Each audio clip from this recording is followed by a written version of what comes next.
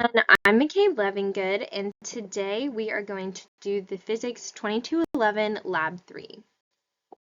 There are two parts of the lab today, and the first part we are going to analyze the net force acting on a star that is orbiting a black hole, while also calculating the mass of the black hole. And then in the second part, we are going to find a spaceship's initial velocity through the use of Newton's second law and the position update formula. To do both of these things, we are going to need some physics principles and to know some key terms. So first we have the momentum principle, which states that the net force is equivalent to the change in momentum divided by the change in time. This explains how forces cause the momentum of a system to change over time. We are also going to need the gravitational force, which is the attractive force between two objects with mass. The constant in this equation is g, and g is equivalent to 6.67 times 10 to the negative 11th. And then the net force in circular motion can be split into two components. We have the parallel component of the net force, which is in the p hat direction, and it points in the direction of motion. This changes the speed of the object. So when the speed of the object is constant in circular motion, this component is equivalent to 0. The perpendicular component of force, that's the n hat, points towards the center of the circle formed by the circular motion, and this is the direction of motion. Today's lab is all computational, so we're going to use GlowScript coding. In part 1, we're going to analyze the star's motion to find the net force on the star for all points in the data set. And then in part 2, we're going to figure out the initial velocity that the ship must have when it leaves the surface of the planet so that it flies around the black hole without crashing on the planet or the black hole.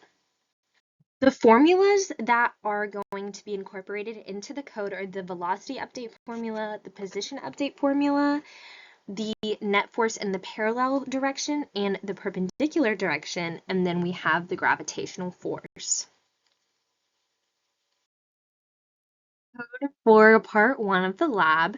To the right, we have the momentum principle, and then further down in 178, we are starting to calculate the parallel component of force. We're using Newton's second law and the equations in the previous slide to complete this, and then we also have the perpendicular force further down. And then in line 194 and 195, we have the mass of the black hole that is being calculated and then printed, which we will see on the next slide. Then to the left, we have some of the net forces and the arrows to represent the forces. In addition, I put my email on line 12 so that it would be customized. Using the code on the previous slide, we got this little diagram here. We have the net force, which is the parallel and perpendicular components together, is equivalent to 3.25 e to the 8th. And then we have the parallel component, the perpendicular component, and the mass of the black hole. As you can see, the mass of the black hole was printed a numerous amount of times, and these were averaged to get 9.66284 e to the 43.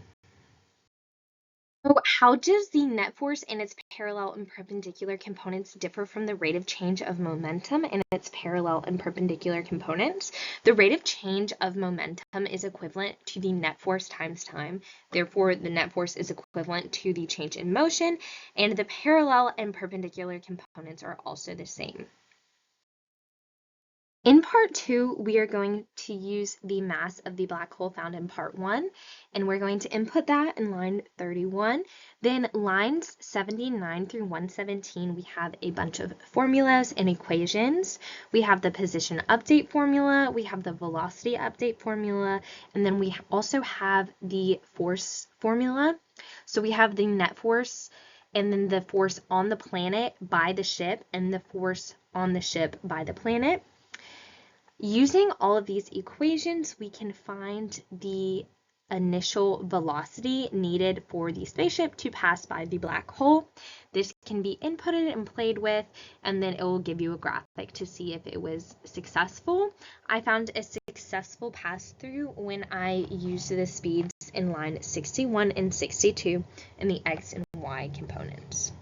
So, what if instead of just passing by the black hole, you wanted to orbit around it?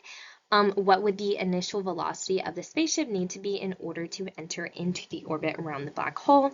I couldn't find the exact velocity, however, I came closer to success when the speed in the x direction decreased and the speed in the y direction increased.